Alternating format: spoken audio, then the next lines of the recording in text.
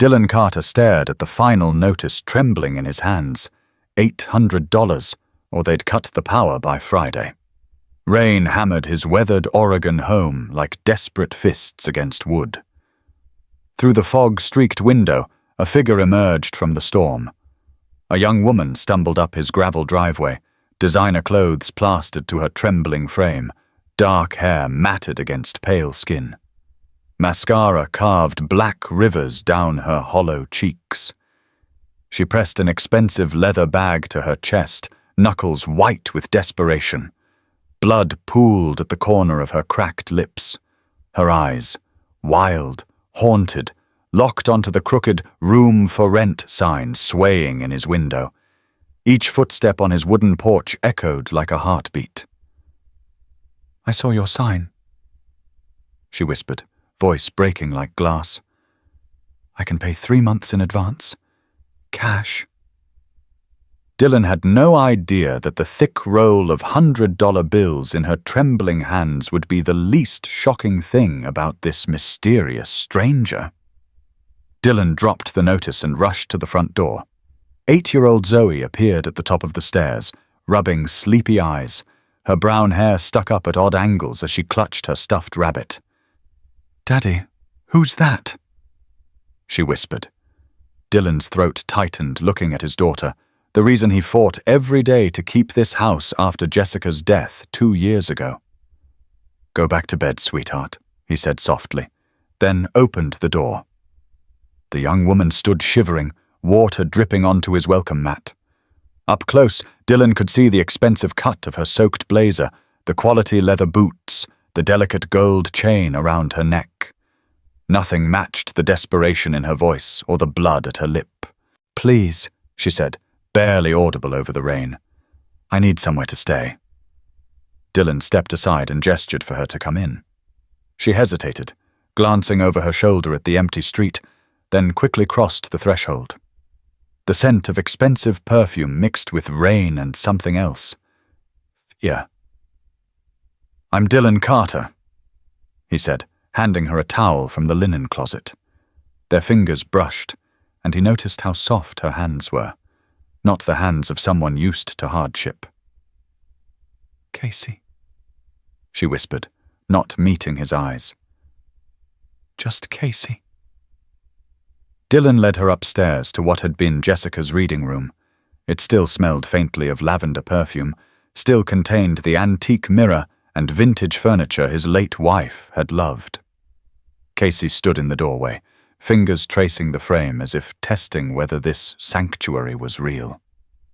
"It's beautiful," she whispered, and for the first time, her voice held something other than desperation.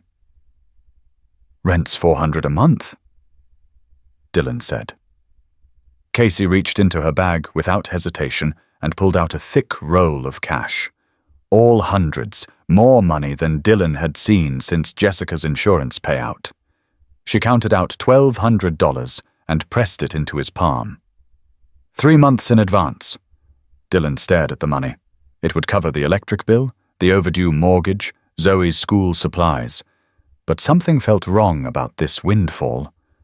"Where did you get this kind of cash?" he asked. Casey's face went pale, and she stepped backward. "I saved it from my job," she stammered. Dylan didn't push further. In small-town Oregon, people minded their own business. "There are clean sheets in the closet," he said. "Kitchen's downstairs if you get hungry." Casey's shoulders sagged with relief. "Thank you," she whispered. "You don't know what this means." The next morning brought the sound of voices in his kitchen. Dylan found Zoe sitting across from Casey, who looked remarkably different in daylight. Gone were the expensive clothes and desperate demeanor. She wore simple jeans and a white t-shirt, hair pulled back in a messy ponytail. She looked younger, more vulnerable, but also more guarded. "Casey makes really good pancakes, Daddy," Zoe announced. Casey stood at the stove, flipping pancakes with uncertain movements.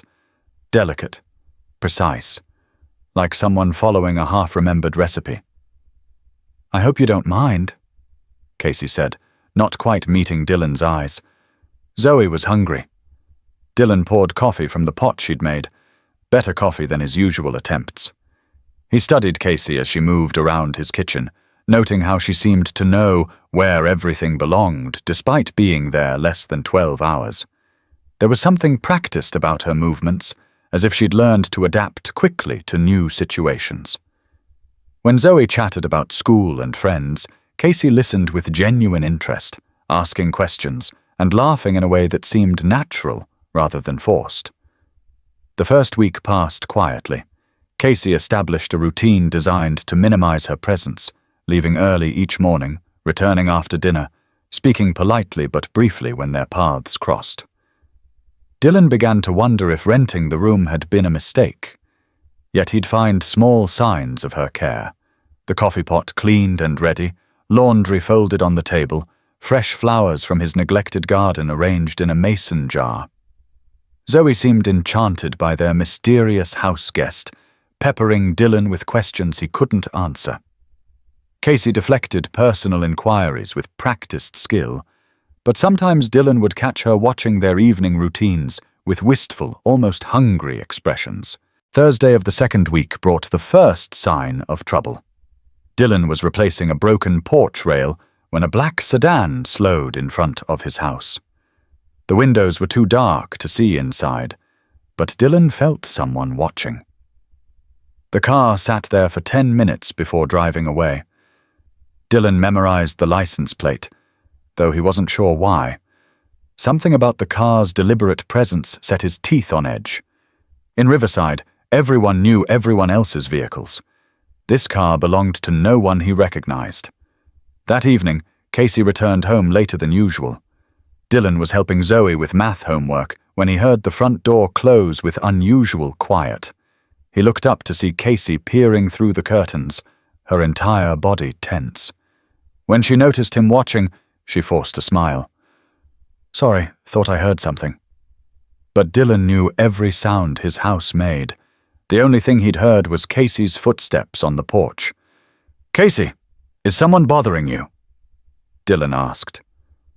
Casey's face went pale, and she gripped her purse tighter. "No, why would you think that?" Dylan set down Zoe's pencil and stood up. "Because you've been checking windows every night this week. Because you flinch when cars drive by. Because you look like someone who's running from something." Casey's composure cracked for just a moment, and Dylan saw raw, genuine terror. "I'm fine," she insisted, voice trembling. "Really, I'm just not used to small towns." Saturday morning changed everything. Dylan was fixing the loose banister when Casey came downstairs, drawn by Zoe's laughter in the kitchen. She moved differently than usual, less guarded, as if the weekend had softened her defenses. "I don't really know how to cook," she admitted, gesturing helplessly at the chaos Zoe had created attempting pancakes. Dylan moved to the stove, gently taking the spatula. "Cooking's about paying attention," he said, demonstrating. "To the sound, the smell, the way the edges look when they're ready to flip." Casey watched intently, taking the spatula carefully as if it were made of crystal. Her first pancake came out lopsided and slightly burned, but her face lit up with genuine pleasure. "I did that," she said wonderingly. Dylan found himself smiling at her childlike joy in such a simple accomplishment. How could someone her age have never learned to cook? They ate breakfast together for the first time, Casey savoring each bite as if pancakes were a rare delicacy. She asked Zoe about school with the intensity of someone trying to memorize every detail. "Do you have kids?" Zoe asked suddenly. Casey's hands stilled in the soapy dishwater, shoulders tensing. "No," she said quietly. "I don't." There was something final about the way she said it. Zoe pressed on with childhood persistence. "Do you want kids someday?" Casey turned from the sink, and Dylan was struck by the longing in her expression. "Maybe," she whispered. "If I ever... Things are complicated right now." That afternoon, they spent time in the backyard, where Jessica's old swing hung from the massive oak tree. Away from the house's confines, Casey seemed to breathe easier. She sat on the swing, pushing herself gently with her toes, while Zoe played nearby. "This is beautiful," Casey said, studying the abandoned garden with the eye of someone who understood landscaping. "Your wife had excellent taste." Dylan worked among Jessica's roses, pulling weeds. She always said gardens were like children. They need attention, patience, and unconditional love. As sunset approached, Casey grew quiet, checking her phone repeatedly. Dylan noticed multiple missed call notifications, saw her reject incoming calls without looking at the caller ID. Someone was trying very hard to reach Casey, and she was working equally hard to avoid them. That evening, after Zoe had gone to bed, Dylan found Casey on the front porch steps. She'd changed back into expensive clothes, silk blouse and tailored pants that probably cost more than Dylan made in a month. The transformation was jarring. She'd been crying. "Everything okay?" Dylan asked, settling beside her. Casey wiped her eyes. "I don't belong here," she said quietly. I don't know how to be normal." Dylan studied her profile in the porch light. "Normal's overrated, and belonging isn't about where you come from. It's about where you choose to stay." Casey turned to look at him, walls coming down slightly. "Why did you let me stay? You don't know anything about me. I could be dangerous." "Could you hurt Zoe?" Dylan asked. Casey's response was immediate and fierce. The conviction in her voice convinced Dylan more than any background check could have. "Then you're not dangerous," he said simply. Casey's eyes filled with tears of relief. They sat in comfortable silence, listening to evening sounds. Crickets, distant traffic, wind through the oak tree. "Dylan," Casey said finally, "what you and Zoe have is special. Don't ever take it for granted." There was something wistful in her voice that spoke of loss and longing. Monday morning brought crisis. Dylan's phone rang as he got ready for work, Riverside Elementary's caller ID making his stomach clench with parental anxiety. "Mr. Carter, Zoe's been in an altercation," Mrs. Patterson explained. "Could you come in right away?" Dylan found Zoe in the principal's office, face flushed with anger, sitting across from Ryan Morrison, a boy with a reputation for bullying. "Apparently there was a disagreement about your house guest," Principal Davis explained carefully. "Some things were said, and Zoe defended her quite vigorously." "What kind of things?" Dylan asked. Ryan shifted uncomfortably. "I just said the lady at your house is weird. My mom says she's probably a drug dealer or something. Normal people don't carry around that much cash." Dylan's blood chilled. If people were talking about Casey's money, someone would start asking serious questions. "Ryan said Casey was a criminal," Zoe said fiercely. "He said she was going to steal our stuff and hurt us. I told him he was wrong, and then I pushed him." Dylan suppressed a smile at his daughter's passionate defense. "Zoe, we don't push people, even when they say things that make us angry. But I'm proud of you for standing up for Casey." After a brief lecture about conflict resolution, they were dismissed with a warning. The drive home was quiet until Zoe finally spoke. "Daddy, is Casey really weird?" Dylan considered carefully. "Casey's different from most people in Riverside, but different doesn't mean bad. Sometimes different just means someone's been through experiences others haven't had." That evening, Dylan decided to confront the growing attention Casey's presence was attracting. He found her in the kitchen, preparing an elaborate dinner, far more sophisticated than anything he'd seen her attempt before. She moved with the confidence of someone accustomed to fine cooking, knife work precise and efficient. It was as if she'd dropped a mask and revealed another layer of herself. "Casey, we need to talk," Dylan began carefully. She looked up from dicing vegetables, wariness creeping into her expression. "People are starting to ask questions," Dylan said. "About you, about the money, About why you're here. Casey's knife stilled, knuckles going white as she gripped the handle. What kind of questions? She asked, though her tone suggested she knew. Dylan sat down, choosing his words carefully. The kind that small towns ask when someone new shows up with more cash than most people see in a lifetime. Casey pulled out her phone, staring at the screen. 17 missed calls. All from the same number. I should go, Casey said quietly. I never meant to cause problems. Dylan stood quickly. That's not what I'm saying. I'm saying we need to figure out how to handle this. Casey's phone buzzed with another call. Dylan caught a glimpse of the caller ID. Theodore W. Casey rejected the call with shaking fingers. I can't talk to them. Not yet. Dylan felt puzzle pieces clicking into place. Casey. Who is Theodore? Casey's composure finally cracked. She slumped against the counter, suddenly looking very young and frightened. My father's lawyer. He's been calling for weeks. Your father's looking for you, Dylan said. It wasn't a question. Casey nodded, tears streaming. I ran away. From my wedding, from my life, from everything they expected me to be. Dylan's mind raced. A runaway bride with a lawyer father and enough money to pay rent months in advance.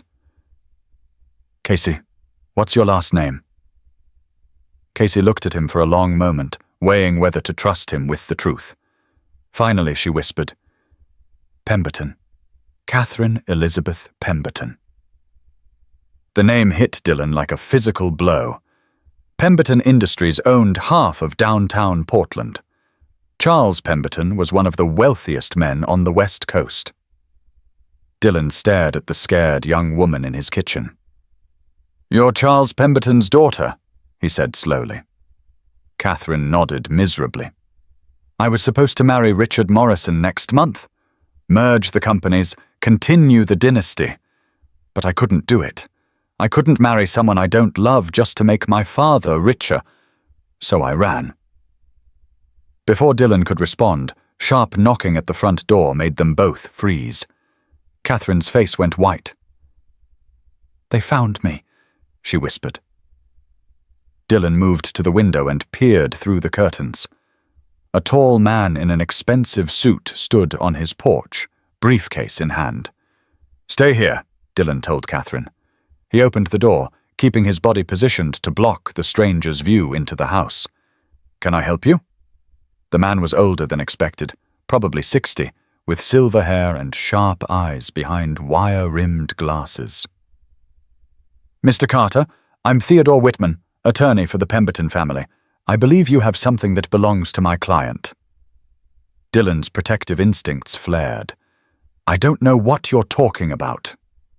Theodore's smile was cold and professional. Miss Pemberton has been missing for 3 weeks. Her father is very concerned. He showed Dylan a photograph. Catherine in an elegant wedding dress, looking nothing like the scared woman hiding in his kitchen. There's no one here by that name, Dylan said firmly. Theodore's expression hardened. Mr. Carter, Catherine is not thinking clearly.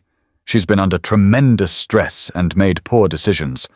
Her father simply wants her home, where she can receive help. Dylan heard the subtle threat. Even if I knew where Miss Pemberton was, a grown woman has the right to make her own choices. Theodore's foot blocked the door from closing. You don't understand the situation you've put yourself in. Charles Pemberton is a very powerful man. He will find his daughter, with or without your cooperation. Get off my property, Dylan said quietly. Theodore studied him, then stepped back. This isn't over, Mr. Carter. We'll be in touch. He walked to his black sedan, the same car that had been watching Dylan's house. Dylan stood in the doorway until it disappeared, then locked the door. His hands shook as he returned to the kitchen. Catherine sat at the table, face buried in her hands. I'm sorry, she whispered. I never meant to drag you into my mess. Catherine, Dylan said gently, look at me. When she raised her eyes, he saw fear, shame, and defeat. "Why did you really run away?" Catherine was quiet for so long, Dylan thought she wouldn't answer. "Because I was dying inside," she finally said. "Because every day felt like suffocating. Because I realized all the money in the world couldn't buy me a single moment of genuine happiness. But here, with you and Zoe, I felt alive for the first time in years." Footsteps on the stairs announced Zoe's descent. She appeared in pajamas, hair messy from sleep. "Daddy, I heard voices. Is everything okay?" Dylan and Catherine exchanged glances. They couldn't shelter Zoe indefinitely. "Come here, sweetheart," Dylan said. Zoe climbed onto his lap, studying Catherine's tear-stained face. "Casey's in trouble," Dylan explained carefully. "Some people want her to go back to her old life, but she doesn't want to go." Catherine reached across the table and touched Zoe's hand. "Zoe, I need to tell you something important. My real name isn't Casey. It's Catherine, and I haven't been completely honest about who I am." Zoe looked confused but not upset. "Are you a bad person?" she asked directly. Catherine's voice broke. "I try not to be, but I've made mistakes, and now people are angry with me." Zoe considered this seriously. "Daddy says everyone makes mistakes. The important thing is trying to fix them." "What do you want to do now, Catherine?" Dylan asked. Catherine looked between Dylan and Zoe, this makeshift family that had given her more acceptance in 3 weeks than 26 years of privilege. "I want to stay, but I don't think I can. My father won't give up, and I don't want you and Zoe to get hurt because of me." Zoe asked with childhood logic, "What if we don't let them take you?" Catherine smiled through tears. "It's not that simple, sweetheart. My father is very powerful." "Catherine," Dylan said firmly, "you're not going anywhere unless you want to. This is your home for as long as you want it to be." Catherine stared in disbelief. "Dylan, you don't understand. My father could destroy you. He could ruin your business, foreclose on your house, make life impossible." Dylan had considered these possibilities while Theodore made threats, but when he weighed them against watching Catherine disappear back into a life that was killing her spirit, the choice was clear. Let him try. Some things are worth fighting for. The confrontation came the next morning. Dylan was working in his backyard when 3 black sedans pulled into his driveway. His stomach clenched as he counted occupants. Theodore, 2 security guards, and a tall, silver-haired man who could only be Charles Pemberton himself. In person, the man's presence was even more imposing than in newspaper photographs. This was someone accustomed to command, to immediate obedience, to getting his way through sheer force of will. Dylan walked to the front of the house, where Catherine stood on the porch in a simple blue dress, posture straight, chin lifted with determination. Her hands trembled as she gripped the porch railing. Zoe stood beside her, small and fierce, as if ready to physically protect Catherine. Charles Pemberton studied his daughter for a long moment. "Catherine," his voice carried decades of boardroom authority, "you look thin." It wasn't the angry greeting Dylan expected, just a father's concern for his child's well-being. "Hello, Father," Catherine said quietly.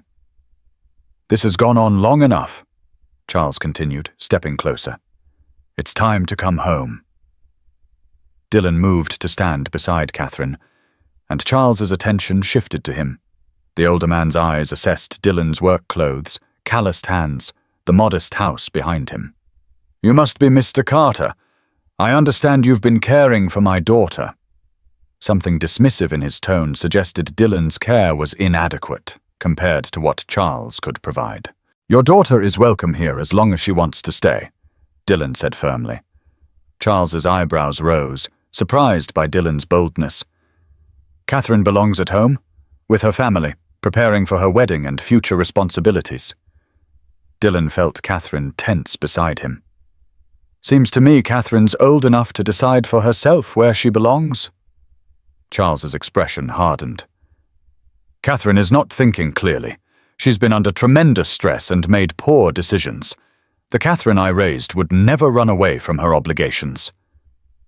The Catherine you raised was miserable, she said, voice stronger than Dylan had heard before.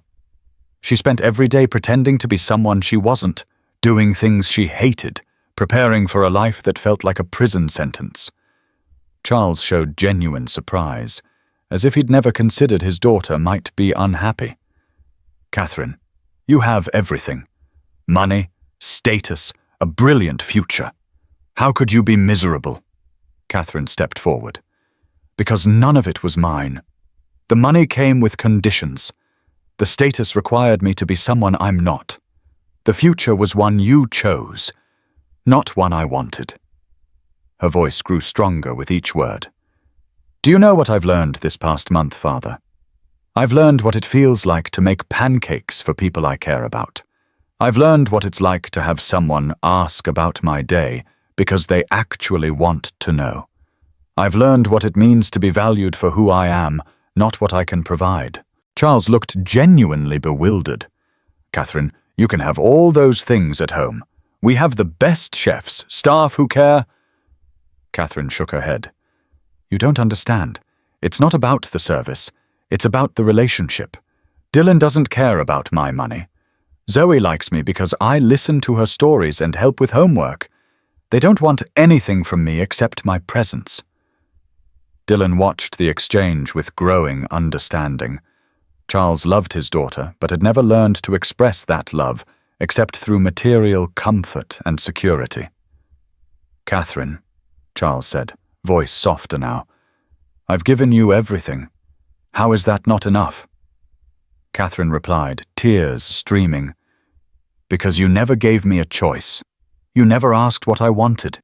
You decided I'd marry Richard, run the company, continue the Pemberton legacy. But you never asked if that's what would make me happy. Charles was quiet, processing his daughter's words. Dylan saw the internal struggle.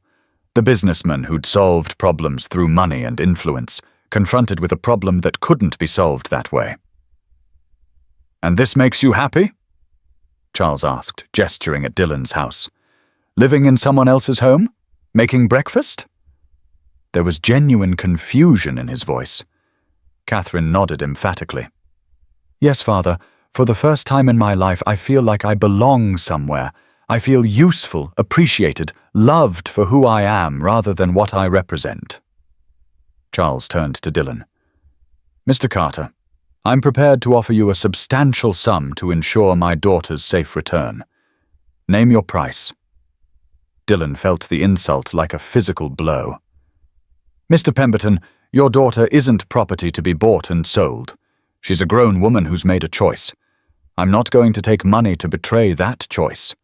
Charles's expression suggested he rarely encountered someone who wouldn't accept his money. Then, perhaps you'd prefer other methods of persuasion, Charles said coldly. I have considerable influence in Oregon. I could make things very difficult for you and your daughter. Dylan felt Zoe's hand slip into his, protective fury intensifying. Are you threatening my family? Dylan's voice was deadly quiet. Charles seemed to recognize he'd pushed too far. Theodore stepped forward, pulling out his phone. We have the injunction papers. We can have Catherine declared mentally incompetent. It was Zoe who broke the tension. She stepped forward and looked up at Charles with her serious expression that made her seem older than 8 years. Mr. Pemberton, she said politely, Catherine told me about her mom, about how she died when Catherine was little, like my mom did. Charles's face softened slightly. Yes, my wife passed away when Catherine was 10. Do you think your wife would want Catherine to be sad all the time?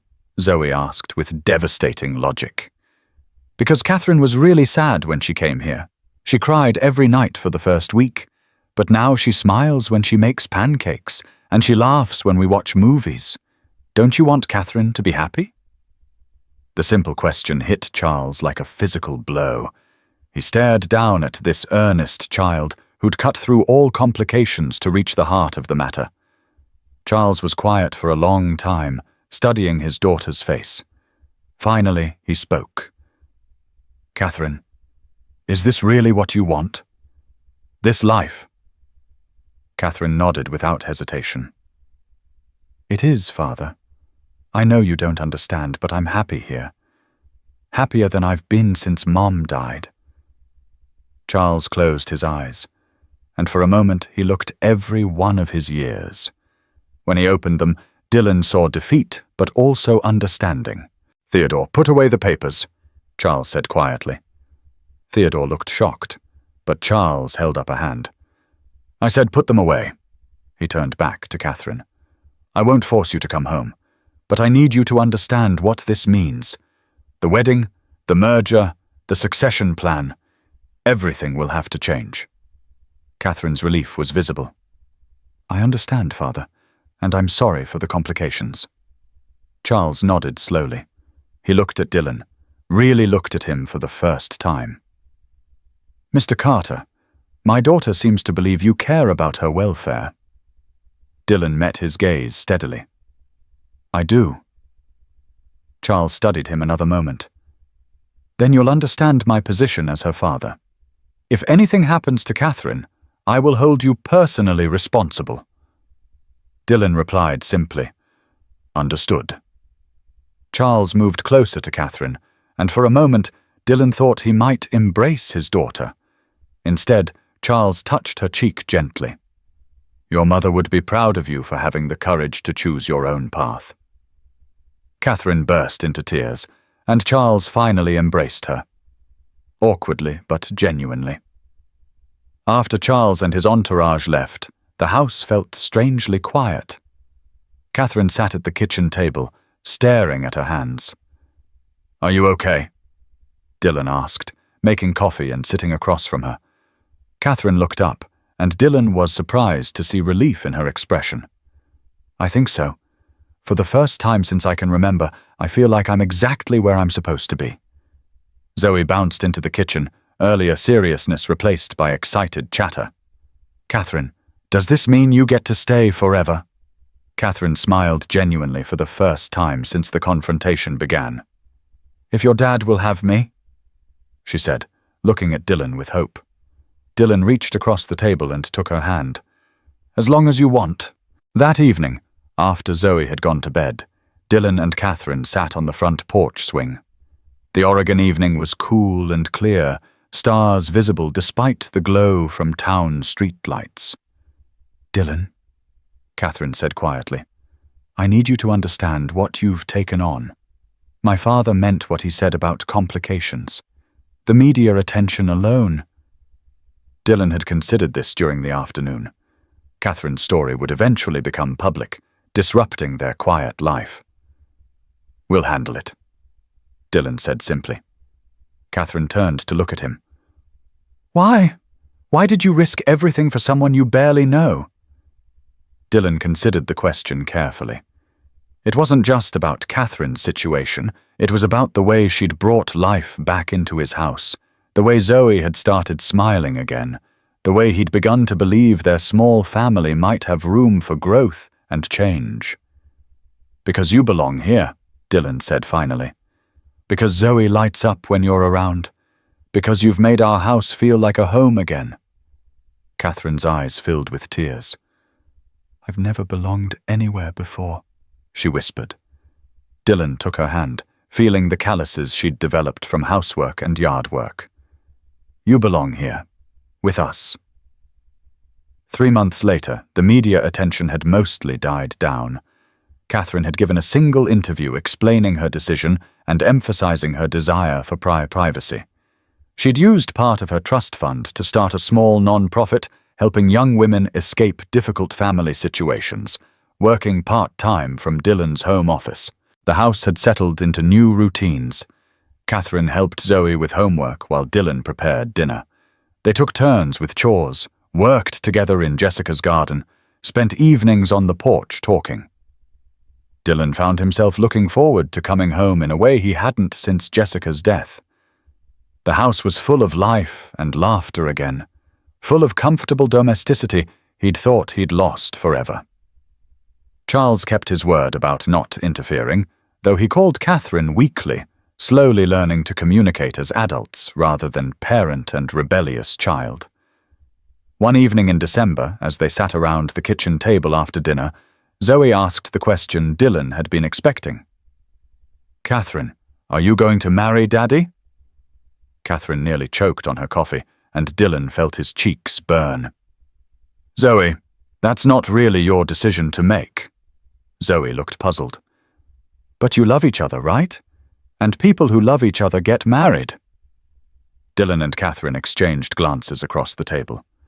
They hadn't defined what was happening between them, hadn't discussed the growing intimacy that developed naturally as they'd built a life together. But Dylan couldn't deny his feelings had deepened beyond friendship, beyond protective instincts. He'd fallen in love with her courage, her determination to change her life, her gentle way with Zoe, her willingness to find joy in simple pleasures. "Love is complicated," Catherine said carefully. "There are different kinds of love, and sometimes people need time to figure out what kind they're feeling." Zoe considered this. "Do you love Daddy the same way he loved Mummy?" Catherine's cheeks reddened, but she met Zoe's gaze honestly. "I love your daddy very much, and I love you very much too. Whether that means marriage, well, that's something your daddy and I need to talk about." Later that night, after Zoe was tucked into bed, Dylan and Catherine found themselves on the front porch again. The December air required jackets, but neither wanted to go inside. "About what Zoe said," Catherine began. Dylan turned to face her, noting how the porch light caught highlights in her dark hair. "What about it?" he asked gently. Catherine gathered her courage. "I do love you. I know it's complicated, with my situation and your past and Zoe to think about, but what I feel for you is real. This isn't gratitude or some rescue fantasy. It's love." Dylan felt something tight in his chest loosen at her words. He'd been afraid to name his own feelings, afraid of somehow dishonoring Jessica's memory, or rushing into something Catherine might not be ready for. "I love you too," Dylan said, reaching for her hand. "I didn't expect it, didn't plan for it, but somewhere between pancake lessons and porch swing conversations, you became essential to my life." Catherine smiled through tears. "So, what do we do now?" Dylan considered the question. They'd built something beautiful together, this unconventional family bound by choice and love rather than obligation. But marriage was a big step that would change their dynamic in ways they'd need to consider carefully. "We take it one day at a time," Dylan said finally. "We keep building the life we want together. We see where it leads us." Catherine nodded, leaning against his shoulder. "I like the sound of that." They sat in comfortable silence, watching stars and thinking about the future. Whatever came next, they would face it together. This single father, this runaway heiress, and the little girl who'd brought them together with her simple belief that love was enough to build a family on. The room for rent sign had long since been taken down from the window, but the door to Dylan Carter's home remained open to anyone who needed sanctuary, who needed to discover that sometimes the richest life is the one you build with your own hands, surrounded by people who love you not for what you have, but for who you choose to be.